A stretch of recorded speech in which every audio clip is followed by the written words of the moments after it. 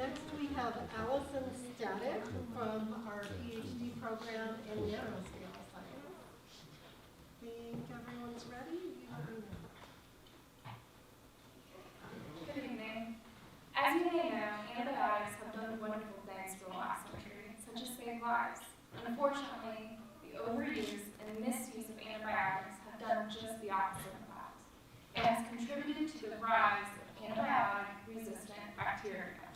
These specific bacteria have developed ways that allow them to shield themselves from current clinical antibiotics and their single action of defense. This is a significant issue because now it's limiting treatment options for the person infected, and it can actually be potentially fatal. So what is it that I can do to solve this issue? Well, I can actually do something, or use something that's been around for thousands of years. Antimicrobial metals. These metals, such as silver and copper, have been used since ancient Egyptian and Greek times.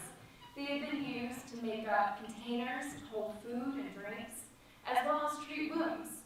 Surprisingly, we actually use copper alloys such as brass to coat the surfaces of doorknobs to prevent the transmission of bacteria that come from the contact of our hands.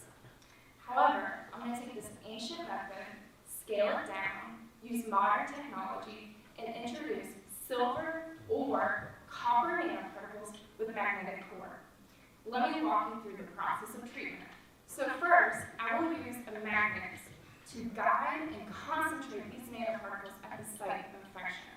From there, we will then activate these nanoparticles by exciting it with a source of light.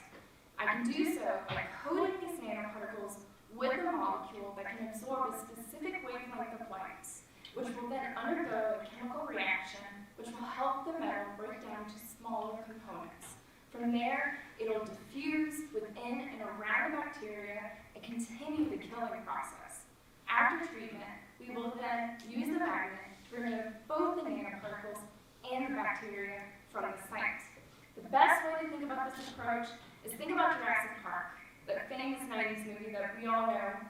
Think about how easy it is for those kids to get away from that single giant T-Rex versus the unfortunate Dennis who just couldn't get away from that whole pack of dinosaurs coming in from every angle. That is very similar to the approach that we're going with here. So as you can imagine, this is a much better approach in targeting, treating, preventing antibiotic-resistant bacteria and compared to today's clinical antibiotics.